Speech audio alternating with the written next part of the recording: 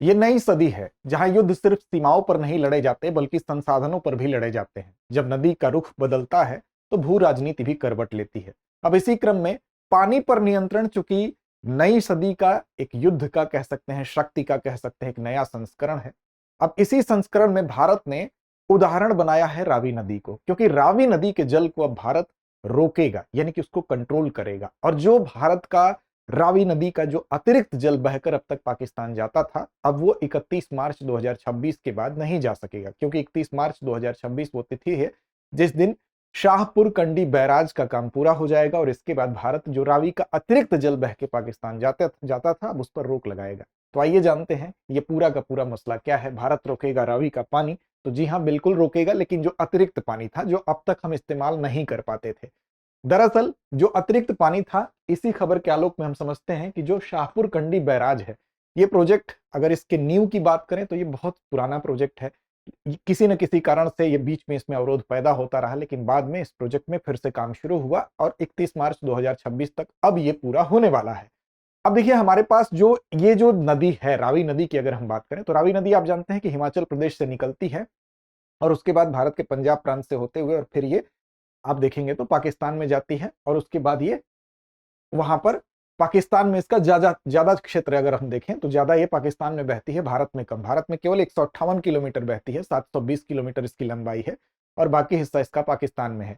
लेकिन चूंकि ये पूर्व की नदी है, आपको इसकी पृष्ठभूमि भी बताएंगे कि पूर्व की नदी और पश्चिम की नदी का कॉन्सेप्ट क्या है। तो पूर्व की नदियां जो हैं, जो कि सिंधु जल समझौते के तहत दो कैटेगरी बनाई गई थी, पूर्व और पश्चिम की नदियां।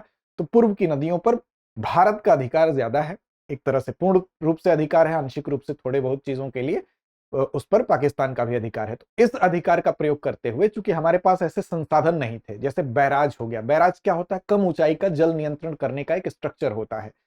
उसके अभाव में, जलाशय के अभाव में हम इसके अतिरिक्त जल को रोक नहीं पाते थे, कंट्रोल नहीं कर पाते थे। लेकिन इसकी वजह से, इस प्रोजेक्ट के पूरा होने की वजह से, शाहपुर कंडी बैराज की वजह से उस अतिरिक्त जल को अब हम कंट्रोल कर सकेंगे।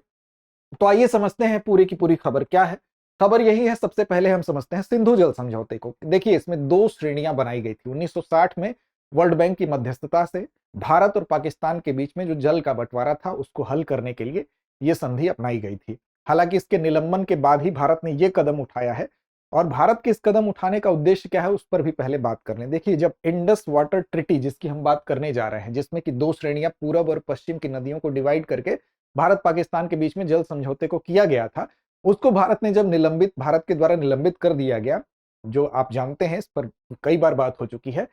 अब इस निलंबन के बाद बेसिकली भारत का ये कहना है कि ये जो अतिरिक्त जल है उसका इस्तेमाल हम क्या करेंगे कि जो सूखा प्रभावित जिले हैं भारत के, विशेष रूप से जम्मू कश्मीर में कठुआ और सांबा डिस्ट्रिक्ट और साथ साथ पंजाब के कुछ हिस्से पर, वहां पर उन जिलों में उन जगहों पर इस जल का उपयोग करेंगे और वहां से उसमें सिंचाई या अन्य जो सूखा प्रभावित जिले हैं, जिससे कि हमारी फसल उत्पादन और पीने के पानी का संकट, ये सारी चीजें दूर हो सके। अप्रैल से रावी का पानी जो अतिरिक्त था वो नहीं जाएगा पाकिस्तान में। अभी तक हमारे पास ऐसी संरचना के न होने की वजह से ये पानी जा रहा था। तो देखिए बेसिकली सबसे पहले समझिए 1960 में जो संधि हुई थी उसमें दो कैटेगरी जो थी, तो पश्चिम की नदियां थी जिसमें कि सिंधु नदी आपकी हो गई, इसके अलावा आपकी झेलम नदी हो गई और इसके अलावा चिनाव नदी हो गई। इस पर अगर हम बात करें तो पाकिस्तान का अधिकार था। और पूर्व की नदियों के अंतर्गत अगर आप देखेंगे तो रावी नदी हो गई, इसके बाद सतलज नदी हो गई और ब्यास नदी हो गई, ठीक है ना। ये जो तीन नदियां थी, इस पर अधिकार किसका था, तो इस पर अधिकार था भारत का, मतलब भारत को इस पर ज्यादा पावर दिया गया था। अब देखिए यहां पर इसी बंटवारे के तहत भारत, अब ये जब निलंबन हो गया है सिंधु नदी जल समझौते का, तो ये कदम उठा रहा है। अब इसमें देखिए, इसमें अगर हम बात करेंगे, जरूरी आपको समझना यह है कि बेसिकली जो ये प्रोजेक्ट है, जिस प्रोजेक्ट की हम बात करें, शाहपुर कंडी बैराज परियोजना, जिसका काम पूरा हो रहा है, इसके बारे में थोड़ा सा जानना जरूरी है। तो इसके बारे में जानने की अगर हम बात करें उससे पहले एक सीधा कॉन्सेप्ट आप देख लीजिए। जब इसका प्रोजेक्ट ये बनाया गया था, शुरुआत इसकी इनिशियल स्टेज में हुई थी, तो उस समय दो प्रोजेक्ट बनाए गए थे। उसमें एक पर काम शुरू हो गया, रणजीत सागर बांध, ये 2000 में ही पूरा हो गया। आप यहां पर देख सकते हैं कि यहां पर इसकी स्थिति है, रंजीत सागर लेक यहां पर है और उसी के बाद रंजीत सागर बांध बनाया गया। अब उसके नीचे की स्थिति यह है कि इस प्रोजेक्ट की भी योजना थी, लेकिन यह उलझा रहा, शाहपुर कंडी बैराज परियोजना। अब इस परियोजना के उलझने के बाद धीरे धीरे अब हमको जाके 2026 में सफलता मिल रही है। तो ये पुराना प्रोजेक्ट है।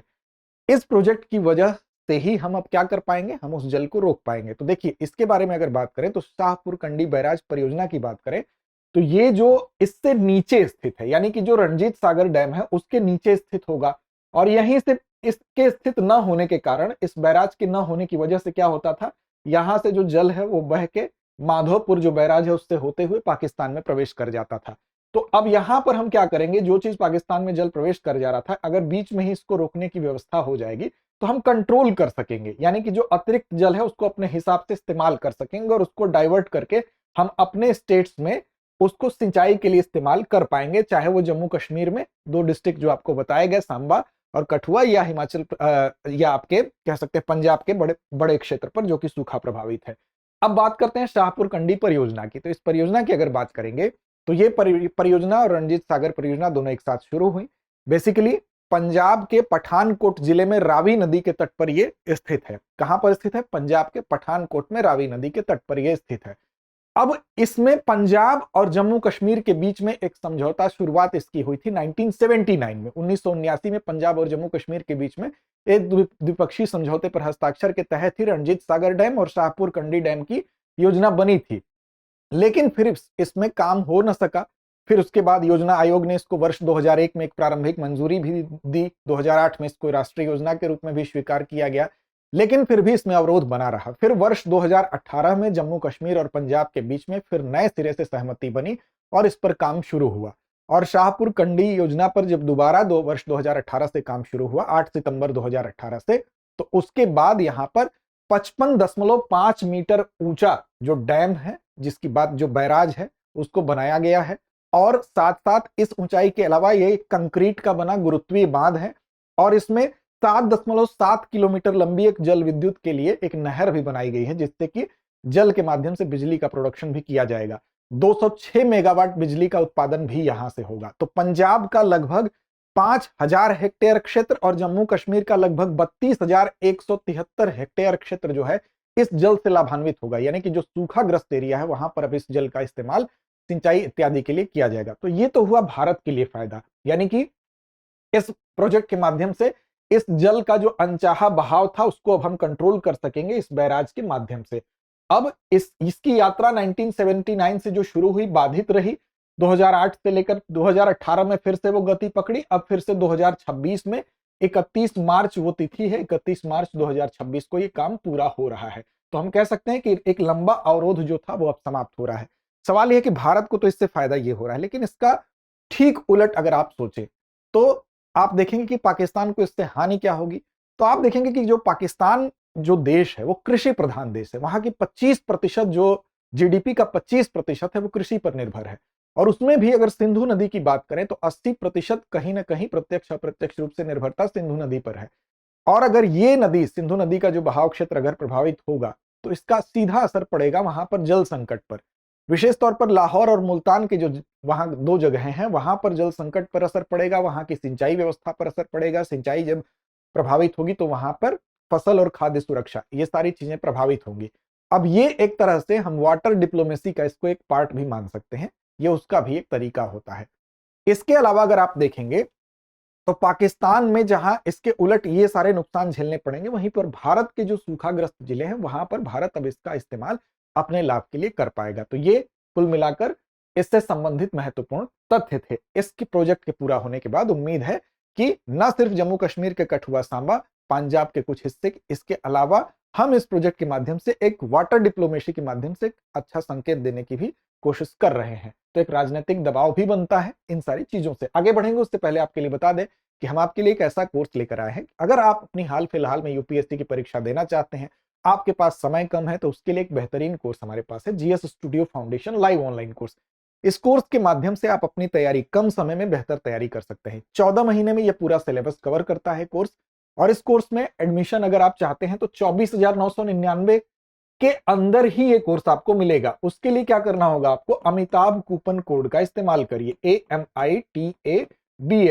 देखिए इस कूपन कोड को जब दृष्टि लर्निंग ऐप को आप डाउनलोड करेंगे, वहां पर आप जाएंगे जीएस स्टूडियो फाउंडेशन कोर्स, वहां पर अमिताभ कूपन कोड लगाएंगे तो इस फीस से भी कम फीस में आपको ये कोर्स मिलेगा। अब ये कोर्स आपको क्यों लेना चाहिए, एक तो कम समय में तैयारी होगी आपकी, दूसरा ये है कि आपको अगर ज्यादा समय नहीं मिलता है तो अपने घर से तैयारी कर सकते हैं, माध्यम की कोई दिक्कत नहीं है। हिंदी, इंग्लिश और इंग्लिश तीनों माध्यम में उपलब्ध है। साथ साथ आपको 18 क्लास टेस्ट भी मिलेंगे। इसके अलावा आपको 2 साल के करंट अफेयर्स का पूरा क्लासेस का एक्सेस और प्रिंटेड मटेरियल भी मिलेगा। तो दृष्टि लर्निंग ऐप को डाउनलोड कर लीजिए, लिंक भी आपको मिलेगा डिस्क्रिप्शन में, वहां से भी आप जा सकते हैं। दूसरा हमारा कोर्स है, अगर आप अपनी तैयारी विस्तार से करना चाहते हैं, आप पूरी बुनियादी तैयारी मजबूत करते हुए आगे बढ़ना चाहते हैं, तो जीएस फाउंडेशन कोर्स हमारा है। इसमें भी ये हमारा लाइव ऑनलाइन कोर्स है। 23 फरवरी से बैच का शुभारंभ हो रहा है। देखिए इस कोर्स में क्या है कि बिल्कुल जीरो से आपकी तैयारी शुरू होती है और पूरी कंप्लीट तैयारी कराई जाती है, यानी कि विस्तार से आपको अध्ययन कराया जाएगा।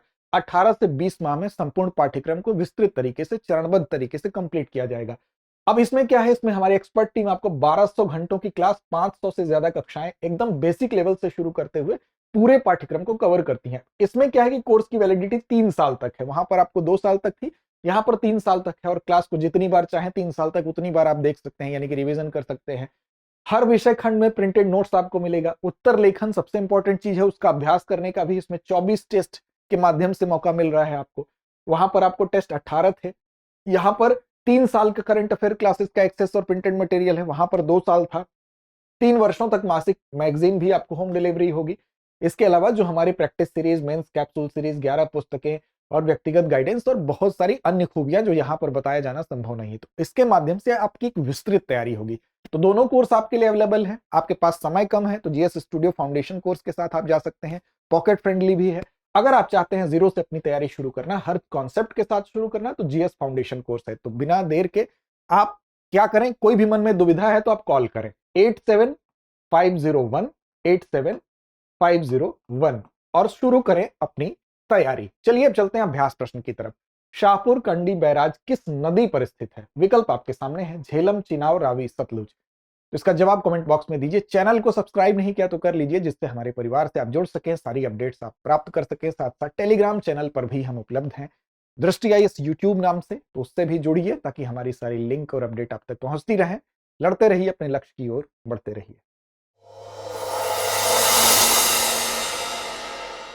अब एग्जाम की तैयारी को और बेहतर करने के लिए हमारे चैनल को लाइक, शेयर और सब्सक्राइब करना ना भूलें।